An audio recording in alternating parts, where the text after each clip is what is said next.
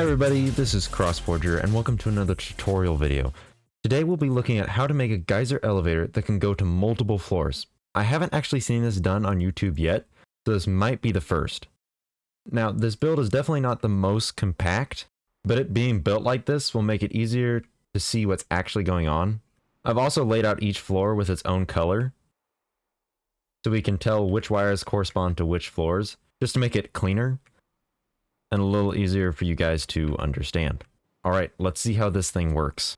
So to start here, we have a red coder running out from a lectern, which has 4 usable pages and 11 that do nothing.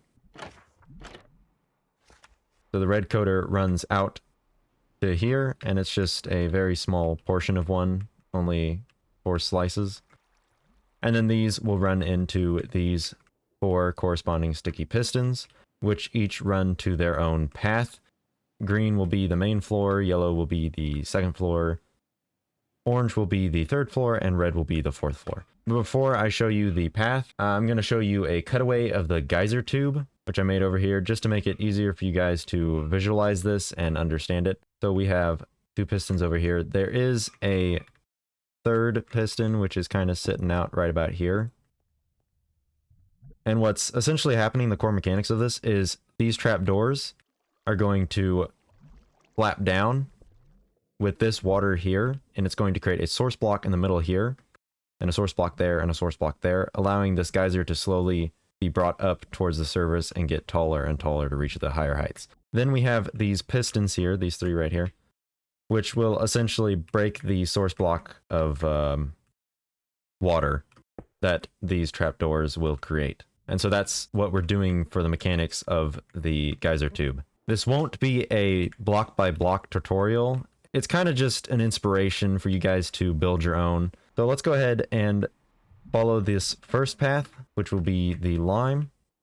So this piston will drop down and run into this repeater here, which will run along here, down into this, which will then fire off this piston here, which will run into this piston right here with an observer powering that and breaking the middle source block of water. The redstone will also run down into here, which will run into this block, which will then power this piston here, which will run into this piston up here, which will then again break the source block of water back there. The redstone will also run up here and into this repeater here, which will run down like so over to this, which will then run into this piston, which will run into this observer, which will run into that piston there, which will then break the source block of water, allowing it to go down to the very bottom source block, which is right here. You could hook up a system where it breaks this source block of water, and you could have the source block generator brought down to here as well, but I just think this looks nice right here, and so I decided to leave that main source block down there, and it makes for less wires. And that's it for the lime path. Pretty simple. And then we're going to run to the next level, which will be floor number 2, which will then power and bring us up to the next floor here. And we can use this to drop back down again. And then following this next path, it will run along down here into this repeater, which will run down here, along here, up here, and then run into this piston here, which will run into that piston there, which will destroy that source block of water. It will also run along behind here, over this, into this repeater here, which will run into this right here, which will run along like this, powering this, and destroying this source block of water here. Then it will also run down here into this path, which will then run along this red path, which will run into this, which will flap down this trapdoor, creating a source block of water in the middle there, bringing us up 1 more block, and the geyser will then shoot higher. And that is the 2nd floor. Now we're going to go on to the 3rd floor,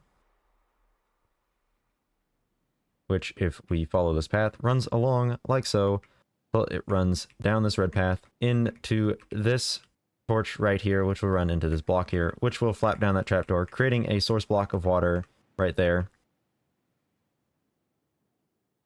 This path will also run along here, down here, into this block here, which will cut off this top source block of water, allowing us to go up one more block of water going up to the next floor. And then we can take this down. And that is the third floor. Now we're going to go on to the fourth floor.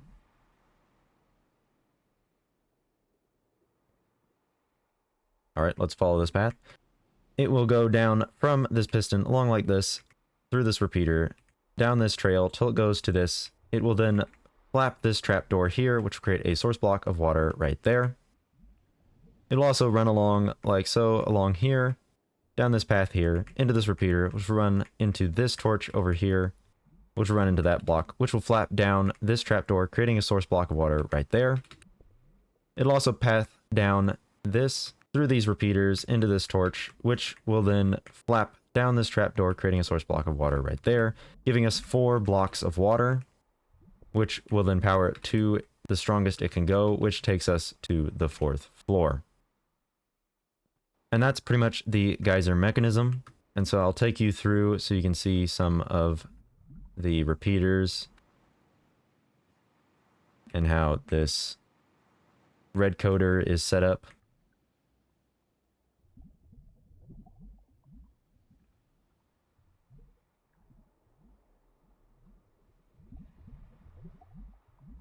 So there is a speed that is too fast. Now, when going from the main floor to the 4th floor, it can actually handle that.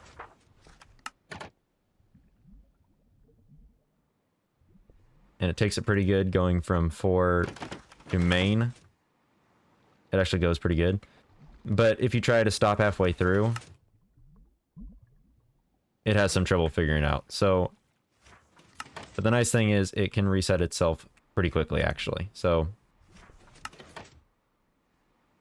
you don't have to go crazy slow with it. Just don't go so fast that you're going to break the system. But you can go from the main floor to the 4th floor, or from the 4th floor to the main floor very quick without breaking the system. So if you want to build this in your own world, you can. Of course, you'll have to wait for the update to come out, or you can run one of the snapshots, which is what I am doing, and you can build this for yourself. And since the red coders, I believe, do actually work in Bedrock Edition, all this mechanics could probably be done in Bedrock as well if you wanted to. Now, I haven't tested it in Bedrock, but in theory, this should all work just fine in Bedrock. All right, well, that's all for now. I hope you guys enjoyed this video, and I hope you found it interesting, and may God bless you and keep you, and I hope I made your day 10 times better, and I hope to see you all next time. Bye!